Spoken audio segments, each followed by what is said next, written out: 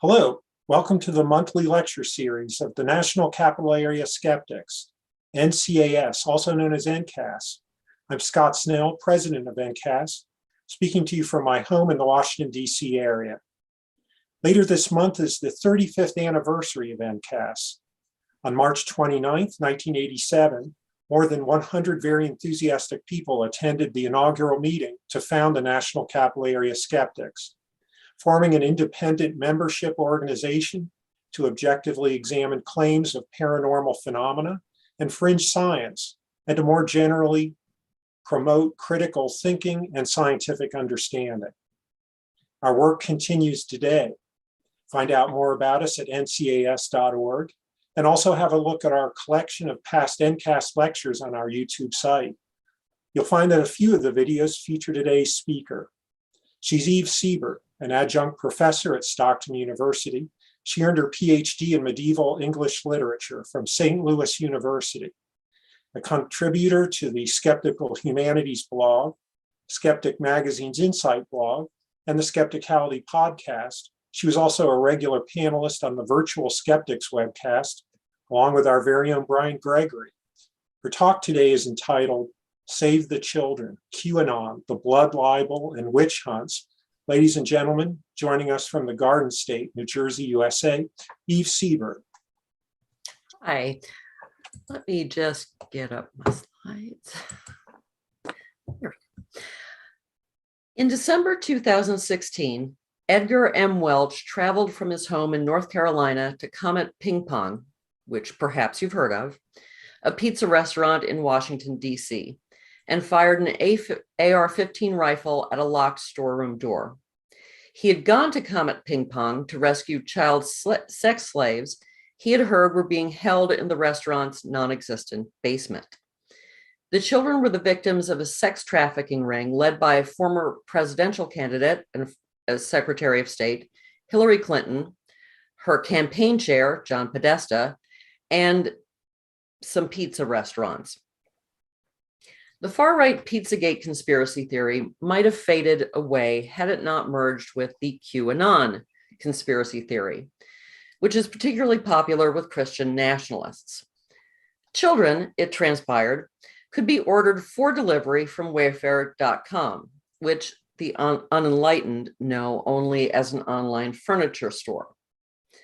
A butterfly sanctuary in Texas had to close indefinitely after it was accused of smuggling migrants from Mexico and trafficking children. The slogan, Save the Children, has been hijacked by people who believe that vast hordes of children are being sexually exploited by Democrats, the deep state, and celebrities, such as well-known villain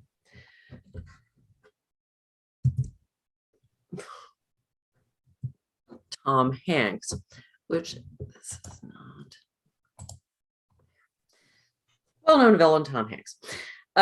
Even worse, children are being tortured and killed in satanic rituals and cannibalized for the miraculous adrenochrome in their blood.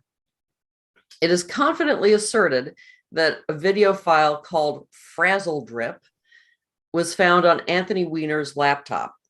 In the purely imaginary video, Clinton and her aide, Huma Abedin, Weiner's former wife, can be seen raping and torturing a young girl, cutting off the skin of her face, wearing the skin as a mask, and then, which is intended to frighten the child to increase the levels of adrenochrome in her blood, which they then, of course, drink. This may all sound a bit silly, if potentially dangerous, but such accusations are nothing new. They have, for instance, clear affinities with the Satanic Panic cases that roiled many countries in the 80s and 90s, but the story is much older than the late 20th century. It ultimately derives from two parallel and mutually reinforcing strands of defamations aimed at religious minorities. One is the Blood Libel, the belief that Jews annually choose a Christian child to be murdered for any number of contradictory reasons. The first Blood Libel accusation was made in the middle of the 12th century, and it's never really gone away. The other strand of accusations is older. It was initially used against Christians during the Roman Empire, but it was later recycled by the church and deployed against the wrong kind of Christian, particularly heretical sects. Later, the same accusations became central to the great witch hunts of the late medieval and early modern periods. As with the Blood Libel, these accusations have remained with us in various forms, constantly resurrected like a B-movie Dracula, whenever some group needs to be dehumanized as an existential threat to Christianity, to nationalism, or to Christian nationalism. Now, it's not unusual for a group of people to stigmatize their enemies or an outgroup or groups they hate or fear by accusing them of indulging in the majority culture's greatest taboos. The enemy is depicted as committing acts so heinous that they render them literally inhuman. They enter instead into the world of demons or monsters. Such accusations have occurred across time and across the globe. Common themes of such accusations are sexual behaviors that are considered aberrant by the dominant culture, child murder, cannibalism, and blood drinking. There were a couple of accusations against the Jews in antiquity. The first century Hellenized Egyptian writer Appian claimed that when Antiochus Epiphanes, king of the Seleucid Empire in the 2nd century BCE, invaded the temple at Jerusalem, he found a Greek prisoner who told him that every year the Jews took a captive to the woods and sacrificed him to their god. They then ate the victim's entrails and swore enmity against the Greeks. According to Norman Cohn, however, Appian's accusations were not widely believed, although Jewish historian Flavius Josephus took it seriously enough to address it in his work against Appian. Another early accusation against the Jews was reported by 5th century church historian Socrates Scholasticus. Socrates says that in 415 in Inmistar, Syria, some drunken Jews got carried away during Purim celebrations. The Jews, quote, began deriding Christians and even Christ himself. They took a Christian child and bound him to a cross and hung him up. And to begin with, they mocked him and derided him. But after a short space, they lost control of themselves and so ill-treated the child that they killed him, unquote. While both accounts bear some similarities to later blood libel narratives, neither seems to have set off a chain reaction of copycat accusations, and neither is alluded to in the medieval ritual murder accusations. These accounts seem to be isolated accusations separated by centuries. Cohn argues that, quote, in the ancient world, Jews were not believed to practice ritual murder or cannibalism, unquote. Jews were citizens of the Roman Empire, and Judaism was an officially authorized religion. Cohn argues that, quote, it was impossible to regard Jews, who were a very visible and active element in all the provinces of the empire, as a secret society engaged in cannibalism, unquote. Another minority religious group, however, raised more suspicions. In the 2nd century AD, Christians were accused of stabbing children wrapped in dough and drinking their blood. They then engaged in incestuous orgies. These accusations are preserved by early Christian authors such as Tertullian and Minucius Felix, who attempted to refute them. Justin Martyr referred to the same accusations, and Tatian insisted, quote, there is no cannibalism among us, unquote. Fronto, an orator, senator, and tutor to future Emperor Marcus Aurelius, accused Christians of, quote, infanticide, cannibalism, and incest, unquote, and may have influenced Marcus Aurelius's persecutions of Christians. During the persecution of Christians at Lyon in 177, some of the pagan slaves of the Christian prisoners, quote, were arrested and tortured to obtain incriminating statements, and in the end, some asserted that their masters killed and ate children and indulged in promiscuous and incestuous orgies, unquote. The Christians themselves were also tortured, but they refused to deny their faith or admit to the crimes alleged against them. Cohn notes that such accusations were typically made against conspirators, such as those involved in the Catiline conspiracy to overthrow the consulship of Cicero and Gaius Antonius Hybrida. Christians, Cohn argues, quote, were regarded as conspirators aiming to seize political power, unquote. Unlike Jews, early Christians were unwilling to integrate into Roman society or to tolerate the official Roman religion. Second century Christians tended to be militant and millenarian. They believed the second coming was coming soon. They also tended to view the gods of other religions as demonic. So Rome's emperor worshiping polytheism was, according to Cohn, the embodiment of idolatry. It was the second Babylon, the realm of the Antichrist, unquote. At the same time, to most Romans, Christians looked like a body of conspirators intent on destroying society, and wild accusations accompanied persecution. Christians, according to Cohn, were said to devour babies as a matter of routine every time a member was initiated. The killing of babies, then, along with the crazed incestuous orgies, was seen as an important ritual element of Christianity itself. These accusations against Christians, though widespread, only appear in the 2nd century. By the 3rd century, the cult had grown enough that many of the best families had a stray Christian member here or there. And over time, the views of most Christians became less militant and apocalyptic. The second coming was still coming, of course, but maybe not before the weekend. And while the world was still a temptation and a trap, it was the trap they lived in and had to deal with in some way. Most Christians began integrating more and more into Greco-Roman society until Christianity finally became the official religion of the Roman Empire. Some Christian sects, however, maintained their militancy and millenarianism. They viewed the Christian majority with the same hostility as the earlier Christians held for the Roman Empire.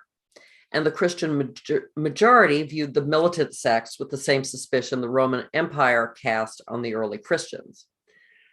Fortunately for them, they had a raft of accusations in reserve to rain down on the troublesome sects. Since early Christian writers had vigorously refuted the accusations that Christians ate babies and engaged in orgies, those accusations ended up being preserved and copied in the scriptoria of monasteries. Not coincidentally, then, the same accusations of ritual murder, cannibalism, incest, and general licentiousness were recycled for use by the Christian majority against heretical sects. In the 8th century, the Paulicians, an Armenian sect about whom little is known, were accused of committing incest with their own mothers, and if a child were born of such a union, the Paulicians would throw it from one member to the next until it died. The person who was holding the baby when it died would then become the sect's leader. Finally, they mixed the infant's blood with flour to make the Eucharistic host. This claim is very similar to later accusations against Jews that they used the blood of murdered Christian boys to make the Passover matzah. The Bogomils, a dualist sect that considered the material world to be the creation of Satan, faced similar accusations in the 11th century. Around 1050, Michael Constantine Sellos claimed that at Easter, the Bogomils bring together young girls and throw themselves lasciviously on them, regardless of any blood relation between them. For, quote, they think that they are doing something that greatly pleases the demons by transgressing God's laws, unquote. 9 months later, after children have been born, they tear the miserable babies from their mother's arms. They cut the babies with knives, collect the blood in basins, then throw the still living infants in the fire. They use the blood and ashes in the preparation of food and drink. By the 11th century, the church was becoming increasingly concerned about heretic sects. Heretics were arrested, often tortured, excommunicated, and sometimes turned over to secular authorities to be executed, often by burning. And the same accusations appear again and again. As Cohn notes, quote, each persecution in turn lent credibility and authority to the fantasies that had stimulated and legitimated it until those fantasies came to be accepted as self-evidently true, first by many of the educated and in the long run by the bulk of society, unquote.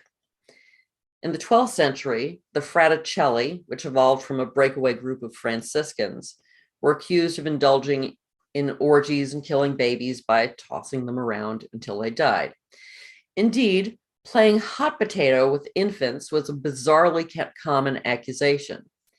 In the early 12th century, Guibert de Nogent said of the Cathars, quote, but if a woman becomes pregnant there, at their orgies, when the child is finally born, it is returned to that same place. A great fire is kindled and the child is tossed from hand to hand through the flames by those surrounding the fire until it is killed. Then it is reduced to ashes. From the ashes, bread is made, of which a portion is granted like the Eucharist. Whoever receives these provisions never recovers his senses from this heresy, unquote.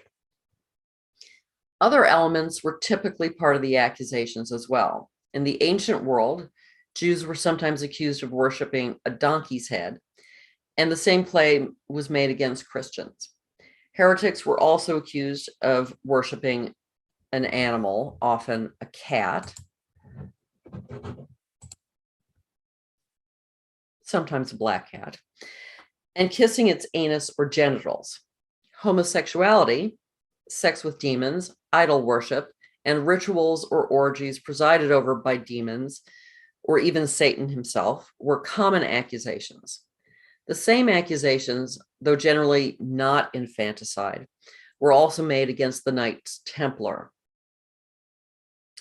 In time, the same accusations would be made against alleged witches. In France, witches and witchcraft were actually known by the name of a heretical sect. The Waldensians were another dualist sect that viewed the material world as evil. In general, they were profoundly devout and extremely ascetic. Naturally, they were accused of participating in nocturnal orgies, killing babies by tossing them from hand to hand, throwing the bodies in the fire, and mixing the ashes and blood into wine. According to Cohn, from the 1420s onward, many witch trials, quote, were a byproduct of the persecution of the Waldensians, which meant they occurred most frequently in those areas where pockets of Waldensians survived or were believed to survive, unquote. Entire populations of alpine regions associated with the Waldensians came to be suspect, says Cohn, and suspect not simply of heresy, but of the new style witchcraft. The French called this new style witchcraft vauderie, and its practitioners Vaudois or Valdois, French for Waldensian. Several originally separate elements contributed to the popular conception of witches. The night flight of masses of witches to a great meeting may have been inspired by stories of supernatural women and their attendants, like Diana. Folk magic and folk medicine, which were more or less indistinguishable and often practiced by women, also represented an important element. These women, in the popular imagination, could heal, but they could also harm. And midwives were especially vulnerable to accusations of infanticide. But although they might be accused of bringing death, the deaths were not related to ritual, and there were no demons involved. Demons were a part of ritual magic, which was usually performed by educated men. Magic circles, magic incantations were used to conjure and control demons. Entire books were dedicated to ritual magic and the right spells and so on. And many magicians were interested as well in the Jewish Kabbalah, although it tended to get bastardized to the point of gibberish. The tetragrammaton, the four consonants that spell the name Yahweh in Hebrew, was also frequently used in ritual magic. The final element involved in the tales of wild, the final element involved the tales of wild debauchery and ritual baby murder that had by that time for centuries been used against heretics. In time, the idea of the mass gathering of witches became standardized. Vast numbers of witches flew in some manner to the nocturnal meetings. These, according to Cohn, involved the collective worship of the devil in corporeal form, usually animal form. Sexual orgies which were not only promiscuous, but involved mating with demons, and communal feasting on the flesh of babies. These constituted the essence of witchcraft as it was imagined and formulated by educated specialists during the 15th, 16th, and 17th centuries. A witch was not simply a malicious, dangerous person, but an embodiment of evil, above all, an embodiment of apostasy, unquote. Witches were the ultimate heretics. Jews were also associated with magic in the Middle Ages and Renaissance. However, they were rarely prosecuted for witchcraft, possibly because a similar accusation had evolved in parallel with the heretic and witch accusations, and it applied solely to witches, or solely to Jews and Jewish converts to Christianity. And this is the blood libel. The first known instance of the blood libel involves the death of a 12-year-old apprentice skinner, William of Norwich, in 1144. Now, the only independent source for William's story is Thomas of Monmouth's Life and Passion of William of Norwich, preserved in only one manuscript, which was discovered in 1896 by a medieval scholar and ghost story writer, M.R. James. Although Thomas of Monmouth was a monk in Norwich, he didn't arrive until several years after William's death. He was as well obsessed in establishing William's sanctity and promoting his shrine as a pilgrimage site, though with modest success. Consequently, his account is in no way reliable, and it's impossible to determine what actually happened, though many have tried for some reason, often producing stories almost as fanciful as William's or as Thomas's. William's body was found under a tree on the Saturday before Easter in Thorpe Wood outside Norwich, on land that belonged to the cathedral and the monastery connected with the cathedral at Norwich. His family seems to have begun blaming the Jews fairly quickly, although the death didn't become, a ritual murder until later. William's uncle by marriage, Godwin Sturt, a priest, raised this issue at the bishop's synod. Bishop Eberhard was not overcome by the evidence presented, which was none. Well, no, there was a prophetic dream. So there you go. But he was willing to look into the matter. He asked the Jews of Norwich to undergo an ordeal to prove whether they were innocent or guilty and leave it up to God to decide. But Jews usually were not subject to ordeal or didn't have to undergo ordeals. The sheriff, John de Chesney, advised them to refuse and briefly took them into protective custody at Norwich Castle. Ultimately, they were never put on trial, and they quickly went back to their normal lives, as did the rest of the people of Norwich. And interest in William waned until Thomas showed up. At that point, the story began to improve.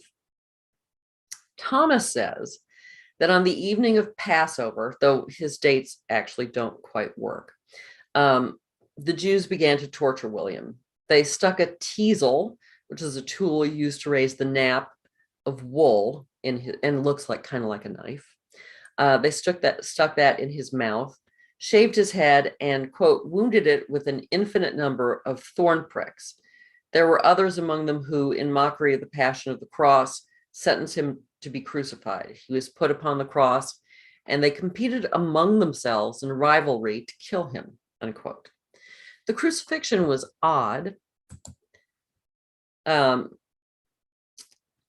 to Thomas, quote, there was, as rumor had it, stretched out as a cross, a post between two others. And you can see there are 3 posts there in that picture. And similarly, and a wooden beam in the middle attached on either side to the two other posts. And similarly, we later discovered truly the traces made by the wounds in the chains. On the right hand and foot tightly bound by chains, but on the left hand and foot pierced by a nail, unquote. Now, if this doesn't sound exactly like the descriptions of the crucifixion you remember from the Gospels, that's because the Jews were just too wily. Thomas says, and they did this with such great care, of course, that if he was at any time found with nails fixed into him from this side and that, it would not be indicated that he had been killed by Jews, but rather by Christians. Thomas also learned from one Theobald, a former Jew who had converted and become a monk at Norwich, why the Jews kill Christian children. Quote, he told us that in the ancient writings of their ancestors, it was written that Jews could not achieve their freedom or ever return to the lands of their fathers without the shedding of human blood. Hence, it was decided by them a long time ago that every year, to the shame and affront of Christ, a Christian somewhere on earth be sacrificed to the highest God. And so they take revenge for the injuries of him whose death is the reason for their exclusion from their fatherland and their exile as slaves in foreign lands, unquote. The country and city where the sacrifice was to take place was decided by lot.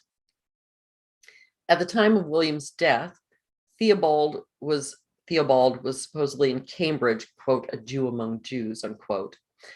It was William's death that caused him to convert. According to E.M. Rose, however, there was no known Jewish community in Cambridge at that time, and no Theobald is recorded among Norwich's monks. So his actual existence is somewhat in question. Thomas's account establishes some important elements of the blood libel.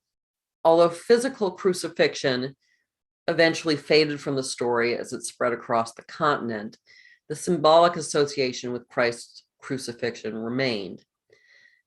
The disappearance and death of children often occurred during Lent, Holy Week, Easter, and or Passover. Sometimes the dates were manipulated to make this work. But even so, sometimes little boys were inconsiderate enough to suffer misadventures at other times during the year.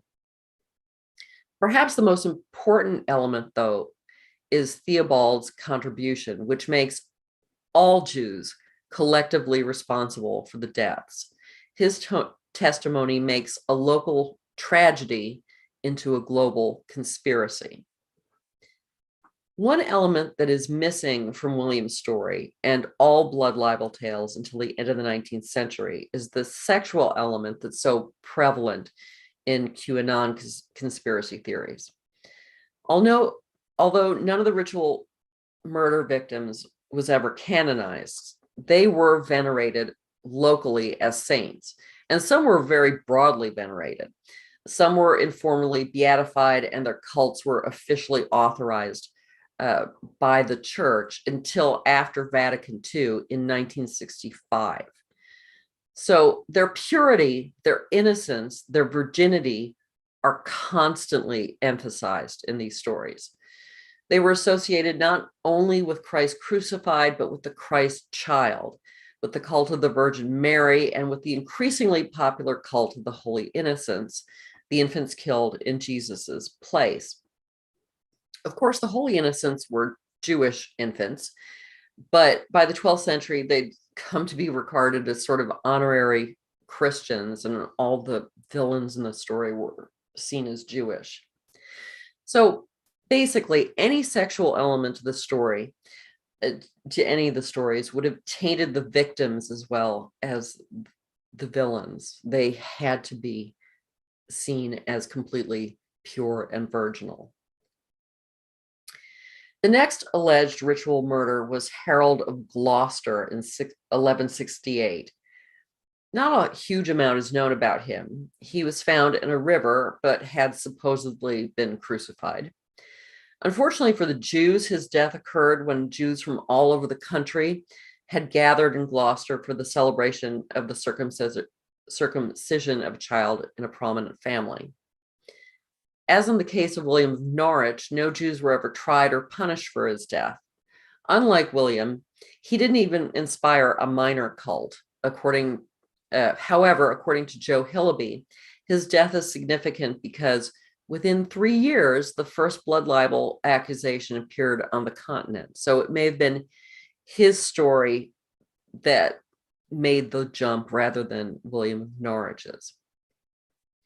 Even less is known about Robert of Bury St. Edmunds.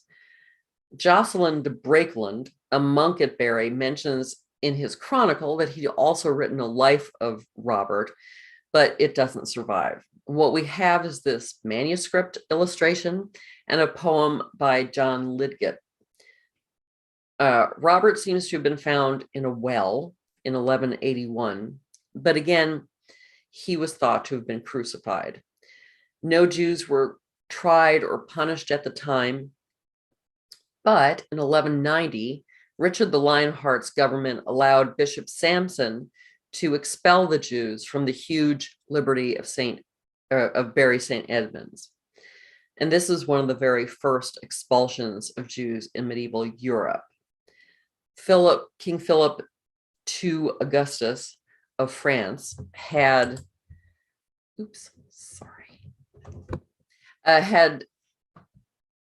expelled Jews from the royal domain in 1182, although he allowed them back years later. And this expulsion, too, was followed and capitalized on an accusation of ritual murder, in this case, a child called Richard of Pontoise.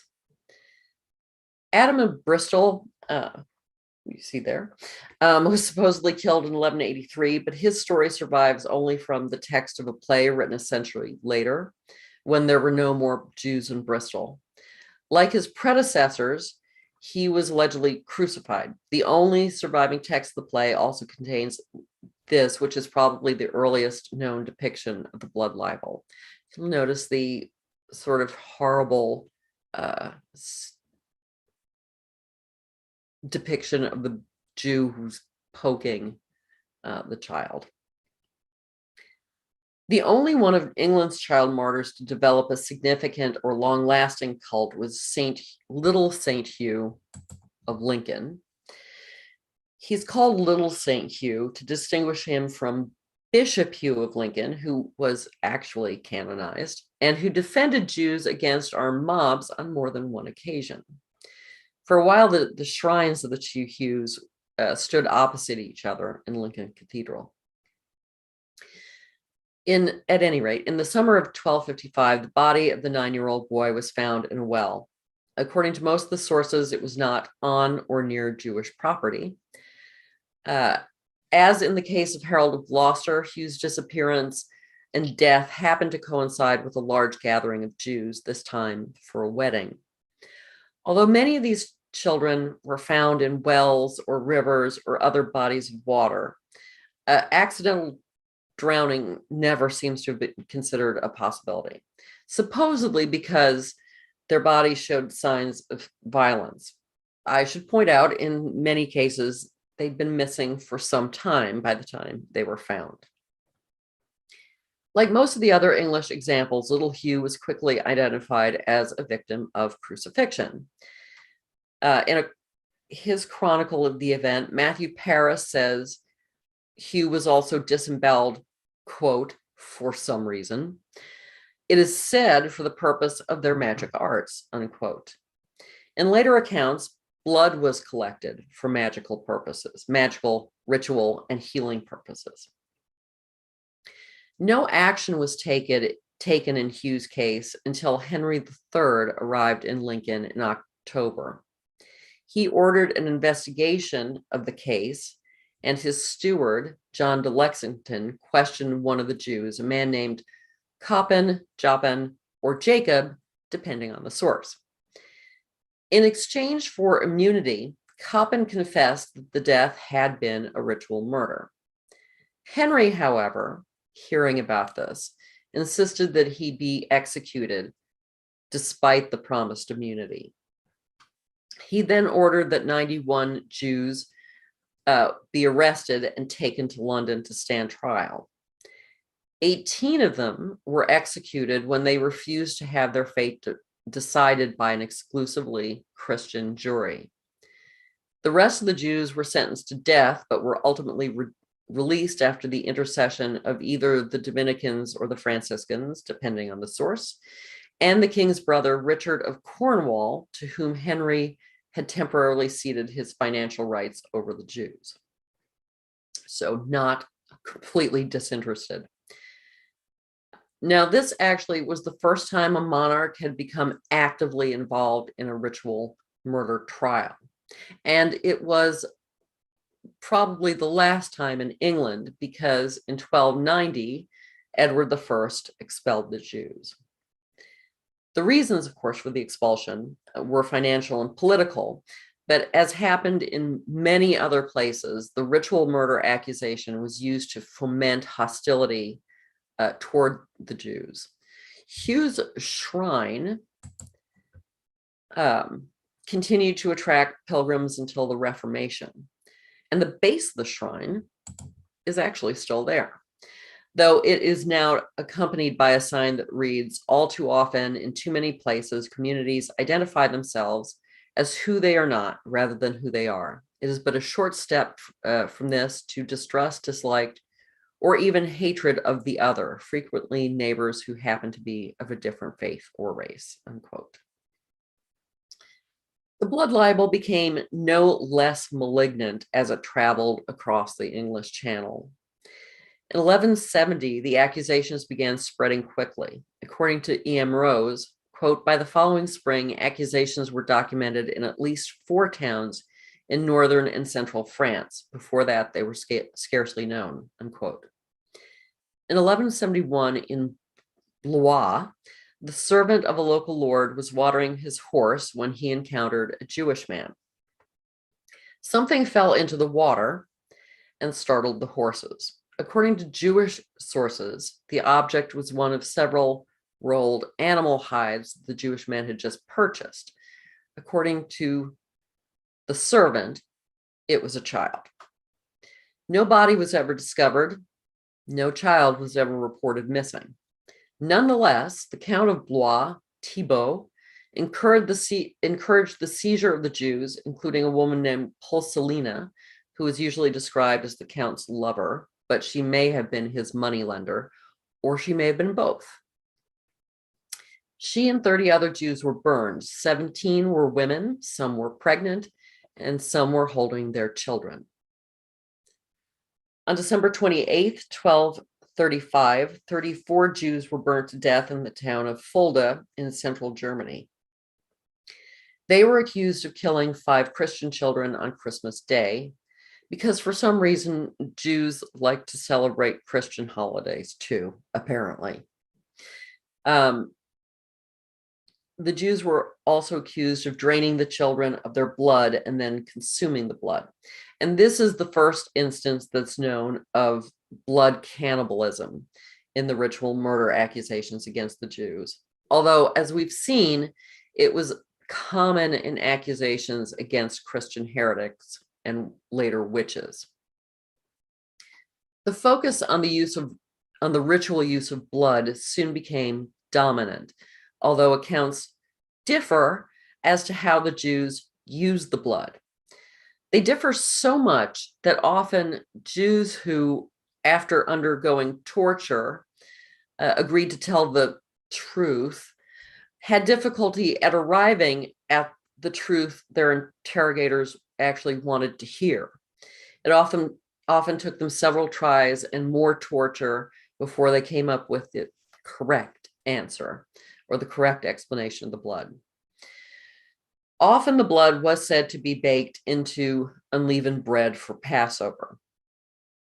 If the death or disappearance didn't occur at Passover, any other Jewish holy day would do. Sometimes the blood was used to consecrate rabbis or for use in circumcisions.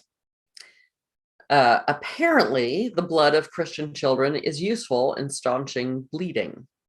So it was also supposedly used not only in circumcisions, but to treat something called male menstruation, an imaginary ailment that Jewish men were thought to be prone to.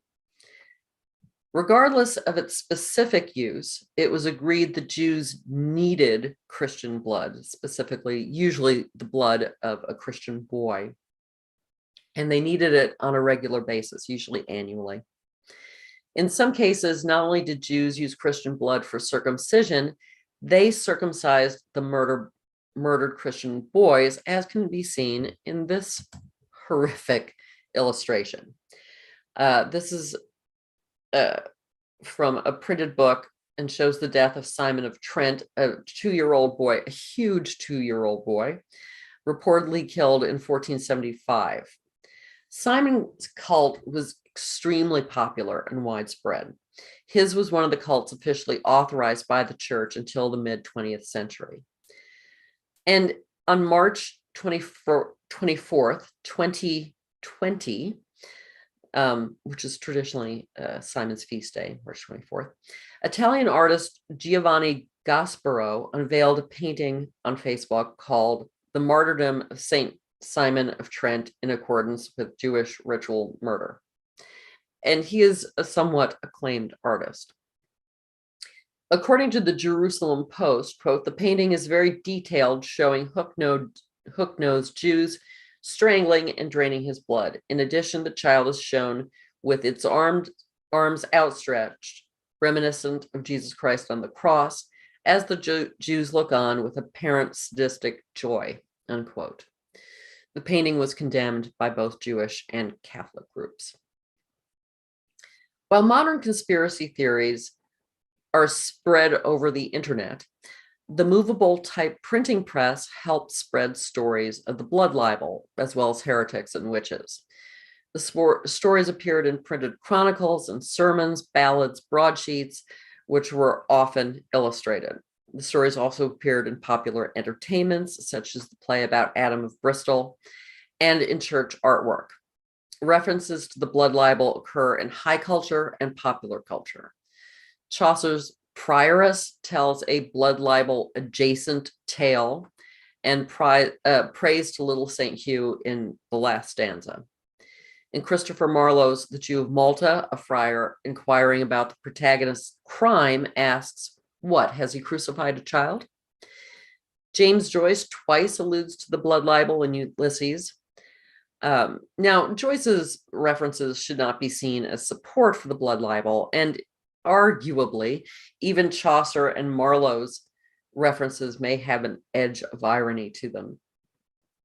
But renowned Spanish playwright Lope de Vega wrote a propaganda play defending the Spanish Inquisition and the Blood Libel. El Niño Inocente de la Guardia, written in 1605, focuses on a case that occurred over 100 years earlier.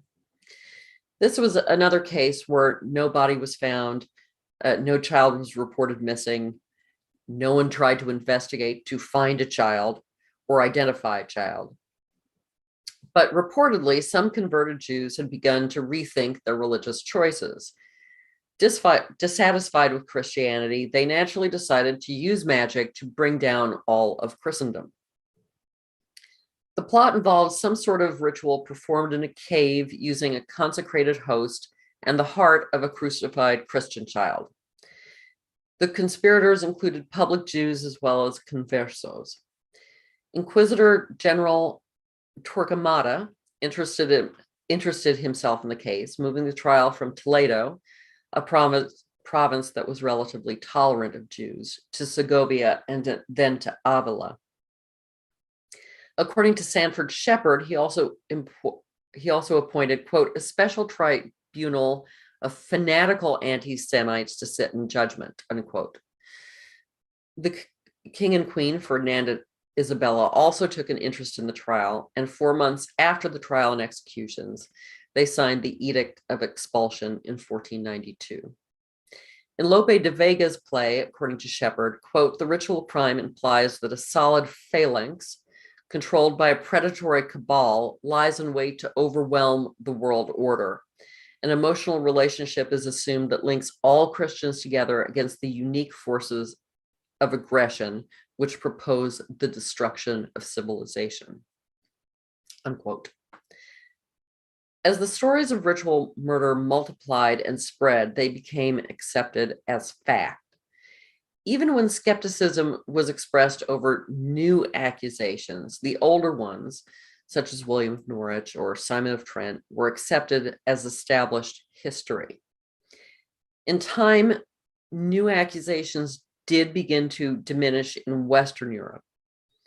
Several popes and Holy Roman emperors had tried to ban ritual murder accusations, and many Protestants were uncomfortable with the ritual elements of ritual murder. Not Jewish ritual, Catholic ritual. They didn't like the pilgrimage shrines or the veneration of relics. By that time, however, the blood libel had spread to Eastern Europe and was thriving. According to E.M. Rose, quote, Jews were more frequently accused in the early modern period than during the Middle Ages, and more in the 19th century than in all the preceding centuries combined, particularly between 1870 and 1935, unquote. Accusations also occurred in the United States, usually in Polish American communities, although none resulted in prosecution. Usually the person who was supposed to have been killed showed up fine and healthy. The accusations also spread to Muslim majority countries, and although these initially arose in Christian communities generally, they were embraced by the Muslims as well. Sometimes wealthy and influential Jews intervened to help the accused, as in a case in Damascus in 1840. Such interventions, which typically involve delegations and letter writing campaigns, led to accusations that Jews such as the Rothschilds were using their money and power to prevent the administration of impartial justice. And even this was not a new claim. Thomas of Monmouth claimed that the Jews of Norwich paid Sheriff John Duchesne and King Stephen huge bribes to avoid proper justice.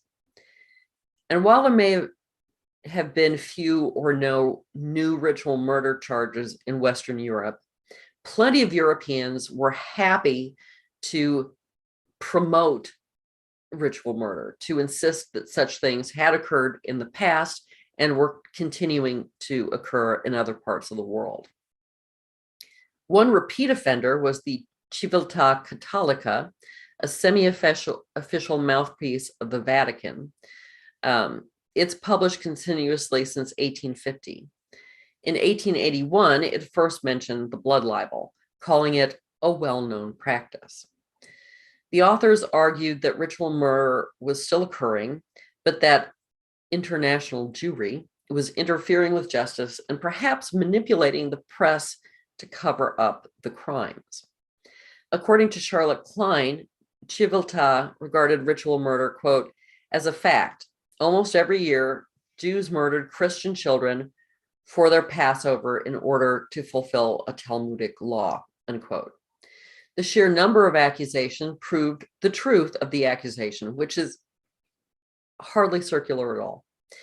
It was, according to a completely secret Talmudic law that no one could actually point to, absolutely essential to use the blood of murdered Christian children in the Passover bread.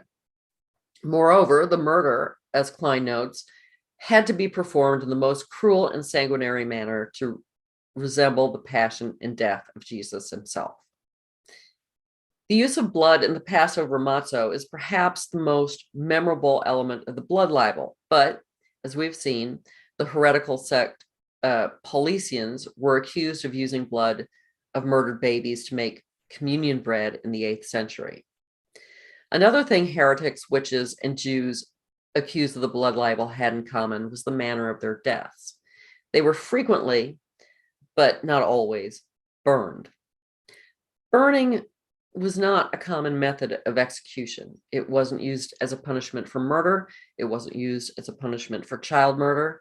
It was reserved for crimes that were held to strike at the very heart of Christianity or of the state or of civilization itself. The pyres prefigured the fires of hell, but they also purged and purified the community. Although the blood libel became somewhat unfashionable after World War II, elements of it and the witch hunts have survived in, for instance, the Red Scare and in the fears that gay men and women would groom and convert children, in the Satanic Panic, obviously, and in Alex Jones's claims that Barack Obama and Hillary Clinton are demons who literally smell of sulfur. And of course, in the insane QAnon Save the Children claims. Now, the fears have somewhat shifted over the centuries. The more recent accusations focus intently on the sexual exploitation of children.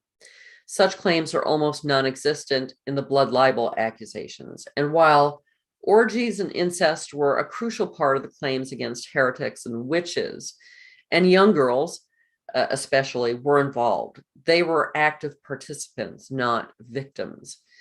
The change in focus relates to societal changes. Child mortality was high in the Middle Ages and Renaissance. The age of consent was not. I don't believe it existed, in fact. We are much more aware of sexual molestation and the sexual exploitation of children than our ancestors were. And stranger danger haunts parents' dreams. Perhaps a shadowy cult will kidnap and traffic your child. Perhaps a former senator and secretary of state will cut off her face and drink her blood. You just never know. Pizzagate and Frazzle Drip seem so absurd that it's easy to laugh at conspiracy theorists who believe in them. But these accusations have a deadly and malignant history. Tens of thousands of men, women, and children were killed in the purges of heretics, witches, and Jews. Such accusations can too easily lead to violence. Thank you. I have bibliography slides. Thank you. I'll read off some questions here from during your talk.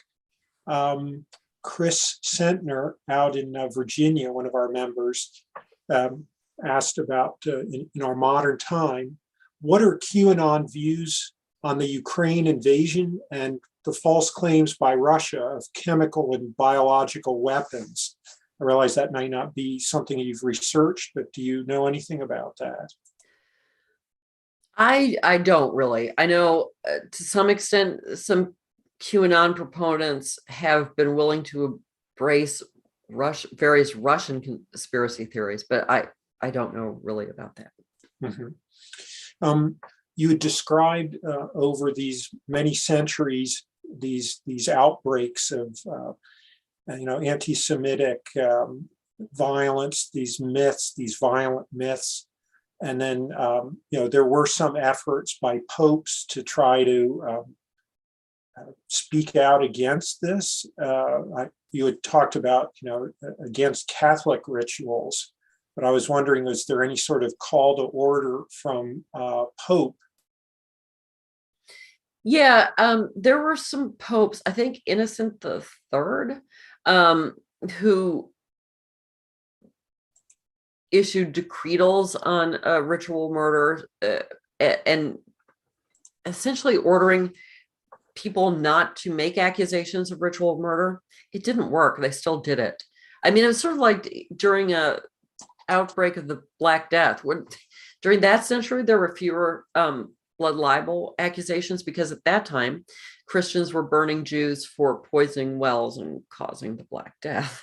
And the Pope at that time also said, please stop burning Jews, they aren't poisoning wells. But it didn't really work. They just kept doing it. Wow. Yeah, I have to say, I'd never known about blood libel until I heard the title of your talk. And, I don't like to be ignorant. On the other hand, I appreciate the bliss of ignorance of this horrible history. But I have to tell you, something did come to mind, and I'm very grateful that this didn't come into public consciousness back when it happened. When I was a youngster here in the suburban Washington area, there was a notorious case of two sisters vanishing. In fact, their remains still haven't been found, although there does seem to be, the suspects have finally, after many years, identified, and there's confessions and so on. But they vanished from a shopping center in Montgomery County, Maryland. And as far as I know, no one ever suggested, oh, maybe there's, this crazy blood libel myth injected. Can you imagine? And it was like, I remember the date that it happened. And then I Googled Passover for 1975. And it's like, wow, they disappeared 2 days before Passover in 1975. And thank goodness, no crazy person injected into the news media or local rumors. We do have, very communities with many Jewish people in them. The Kemp Mill area of, very close by that shopping center, just a brief drive. And I'm grateful that the loons did not get access to microphones or cameras. I have no idea if anybody even considered that. But, we're talking about modern QAnon. If there was like something like that back in 1975, that would have been tragic. It was a little bit before the Satanic Panic too. So that's right. It was still a shocking. I was about the same age as the older victim, the two sisters. If anyone wants to Google Lyon sisters, Lyon. March 25th, 1975 is when they vanished. And of course, yes, bad things do happen to children. And people, adult humans sometimes do bad things to children. Yes. And sometimes there are even conspiracies to cover it up, as in, for instance, Catholic priest molestation issues. But this is something that goes way beyond that. So. Mm-hmm. Yeah, I'm grateful that we live in a time when, at least in principle, we can have excellent law enforcement, investigation. It's really unsolved mysteries are the kindling for starting these crazy rumors and hysterias. And, obviously we can't solve every crime, every missing child report, but at least it might give us a fighting chance to prevent this type of nonsense from happening in our time or in the future. And of course, QAnon being an example of something we have to resist. By the way, speaking of QAnon, I was like, what could have made them think this? It seems so bizarre. And I throw this out. I don't know if this is actually how they got their idea. But Hillary Clinton's, one of her top aides is married to the former U.S. representative from New York State, Anthony Weiner.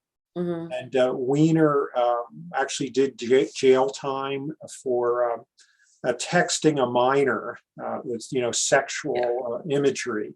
And is it possible that someone at QAnon, is like, this is just the tip of the iceberg. In other words, there's some factual thing that then is developed in imagination.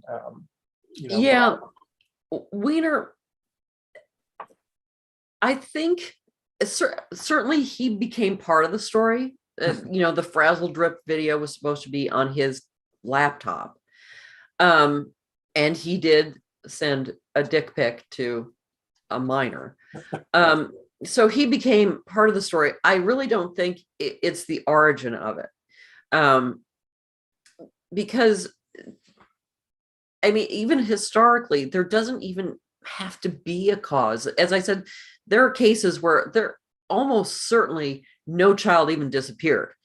And yet people were burned for having killed them. So it's sort of like that trope, that narrative exists. It has existed for centuries. And it's just they're waiting to be taken up again by the next group of conspiracists, basically, against whoever the enemy is at the moment. Yes. A full disclosure, I have gone with friends to Comet Ping Pong in the old days when it was just Comet Ping Pong rather than, some infamous location. And I remember later, it's like, oh, this crazy idea. And it's just like, it's so strange. I'm an alert person and so on. And, maybe they just were on their best behavior when I was in there. But the idea, there's some places you go that have sort of a weird aura about them. And that's not one of them. It's strange to me that they picked that one rather than some pretty, sleazy joints around town. It's just incredible what human imagination can do. JD, one time during Balticon, JD took me and my roommate Bob Laskowitz to Comet Ping Pong for lunch, and it was like a strip mall. Really, it's a strip mall. I don't know. That just seems all sorts of not scary. But of course, you also then have the related thing of reading signs, the secret messages that only people with an internet connection can figure out. Yes. Ooh, the triangles. It's clear as day. Triangles. Yeah, by the way, something. Yeah, Brian Gregory, your partner from Virtual Skeptics and a member of our board of directors, points out, my God, Comet has good pizza. It does. It's not even like, that part isn't weird or anything. Let's see. By the way, another aspect of this QAnon thing mentions, as you pointed out, John Podesta. And that's kind of interesting because he does overlap in a genuinely interesting, phenomenon of our sociology, modern times, in terms of UFO advocacy, investigation advocacy. So he's not just, casually interested, but he's very active in his work to try to what's called government disclosure. So, he was an aide. I think he was actually chief of staff for a time during the Bill Clinton administration. And, Bill Clinton, on Podesta's advice, did say, hey, let's see if there's anything to this Roswell thing in classified files or anywhere else in the, whether it's the U.S. Air Force's Project Blue Book or anywhere else, CIA or NSA, things like that. And as Clinton said, we didn't find anything. And yet when Podesta, came back with the Obama administration, again, he was very active in trying to get to the bottom of that. So I'm curious if QAnon and the UFO subculture, especially pertaining government disclosure, if there's some sort of overlap and maybe even a contradiction of where it's like, oh, I believe in UFOs, but this QAnon thing, I don't think Podesta could be involved because I trust Podesta in terms of his, it would be interesting to try to see if there's any sort of sociological, like a Venn diagram, where it's like, Yeah. oh, this person has an internal contradiction because they think Podesta is okay, but otherwise this person is believing in QAnon or something like that. It would be fun to search for such people if they do exist. Well, I think the QAnon people, however they may feel about UFOs and government hiding secrets about UFOs, would not trust Podesta because of his connection with the Clintons and with the Obama administration. So he's part of the enemy. Yeah, definitely. Let's see. Talking about groups and scapegoating and so on. I thought of another example, which didn't turn out to be a might have been rather than it did, and that is, during the 60s, the hippie movement, flower power, love is the answer, that sort of thing. And then in 1969, these unsolved murders, mass murders, in August, I think, of that year, right after, in the Woodstock time frame, where it's like, oh my God, there's murders, and it turns out these hippies did it. That's how the Manson family was perceived, or at least early on, where, hey, drug taking hippies, they're not as peaceful and loving.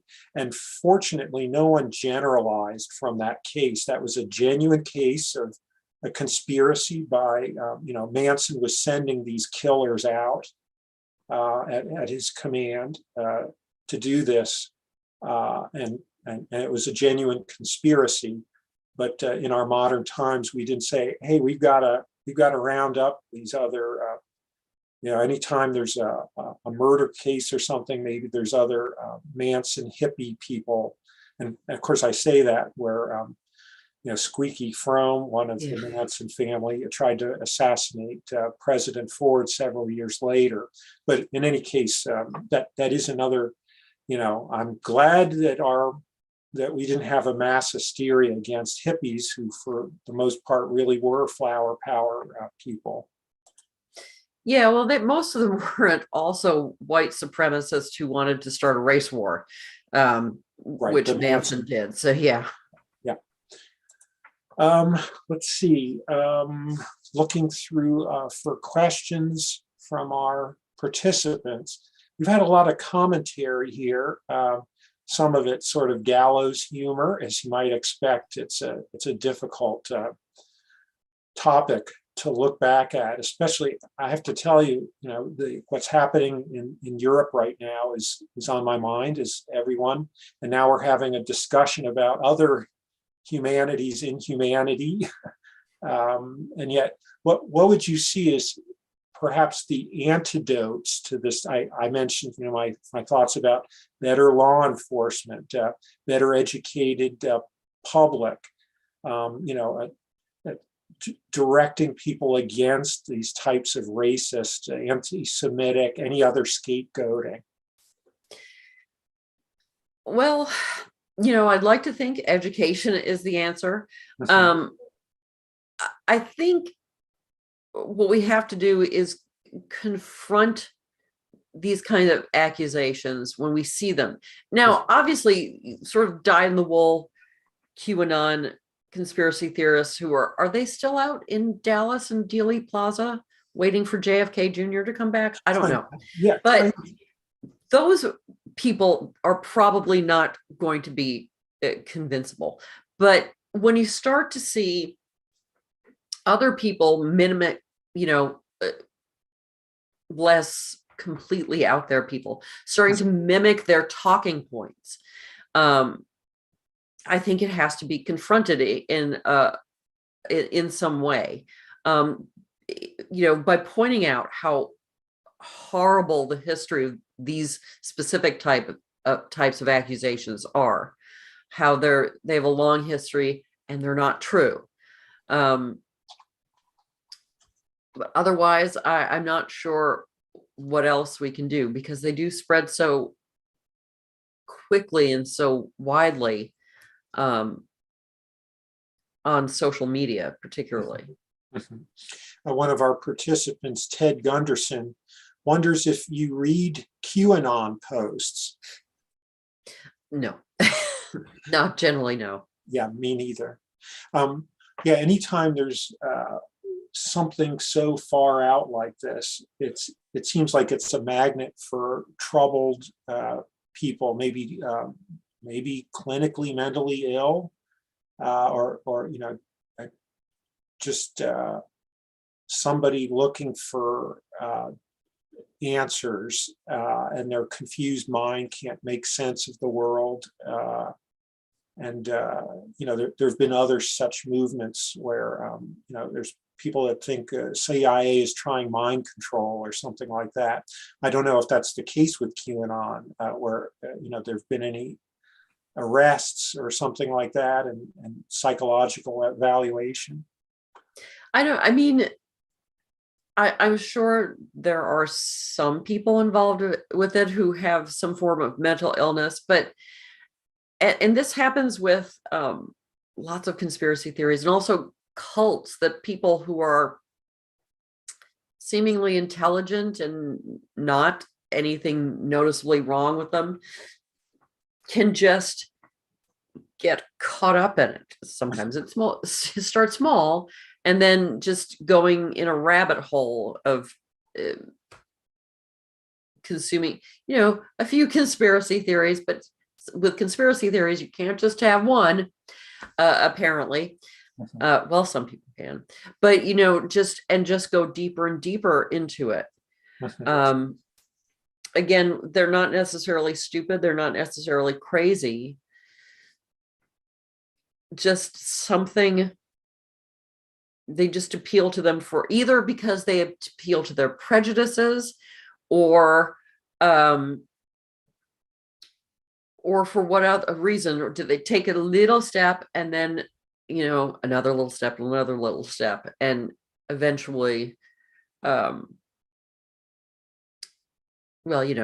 again, you start waiting for dead people to come back, dead Democrats to come back to life to support a Republican former president.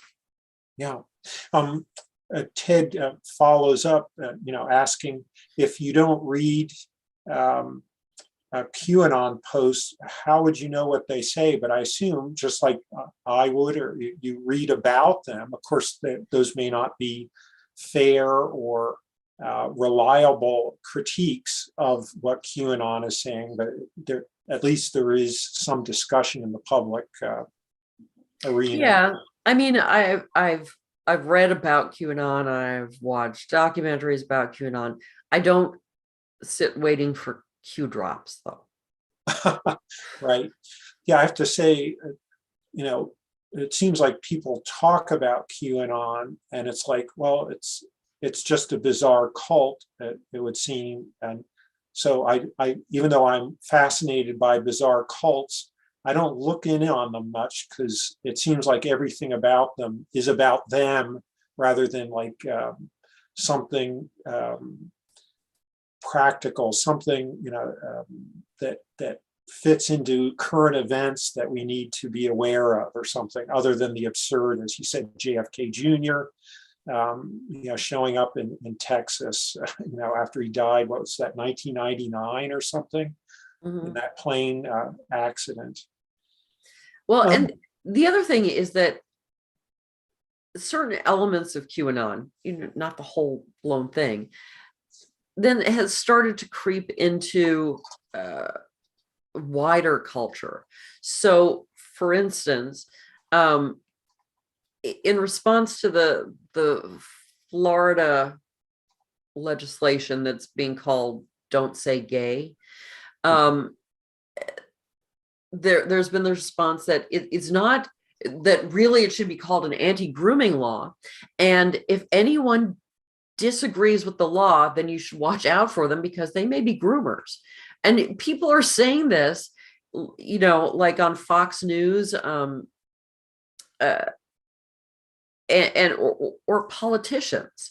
So it's not just the absolute fringes, that it's become, to some extent, it keeps moving more into the mainstream, which is again sort of worrying.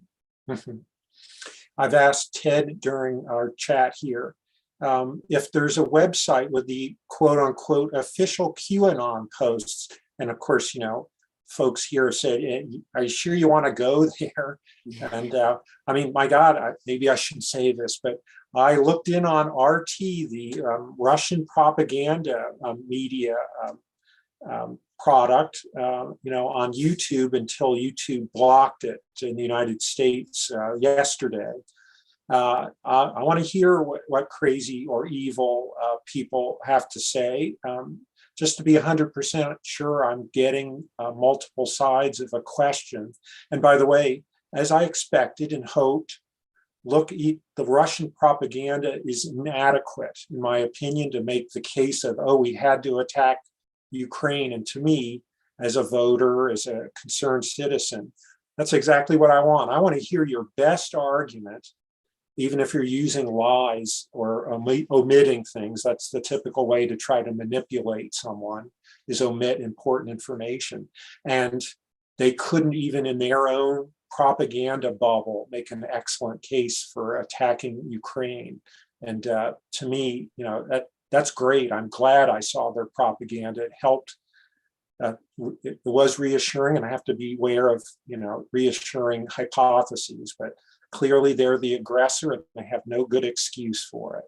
Anyway, I'd like to look in on QAnon. It's possible people are omitting things. It may be just as useless as RT's product, but I'd be curious to look in, of course, with proper security on my network and so on. Let's see. So there's a little bit back and forth about trying to understand QAnon people. I realize it's probably a waste of time, but I'd be mildly interested at least to see if their critics have omitted something, perhaps inconsequential. It's so strange to me when fake news occurs. I'll get off my soapbox in 10 seconds, I swear. When fake news occurs and they omit something, my thought is, go ahead and include it and then refute the fact rather than omit it. It's almost like they're lazy, or they're concerned that it will distract from the point that they're trying to make as, in my opinion, political activists. Go ahead and put the fact in and then refute it. Otherwise, as they have done in many cases, RT being an extreme case, completely unreliable, they destroy their reputation, and then you don't know what to trust and not to trust, and so on. Again, my apologies for venting on this public event. It's about your presentation instead. I guess we've sort of talked about what happened and what the future might bring, I guess, or at least what we could do to prevent it in the future. In a way, I think many of us hope that a European war like this, where one country just rolls over the border with no justification, that was something out of, the mid 20th century and earlier. And I guess it did happen in 2014 as well, to a lesser extent with the Crimea. But these ancient problems come back surprisingly, and sometimes they don't, as I mentioned with the Lion Sisters, or hippies as murderers. That also didn't happen, thankfully.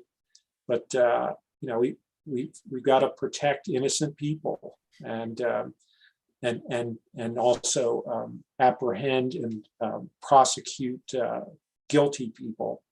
And so I think, it's like, well, hopefully we'll get better and better at law enforcement.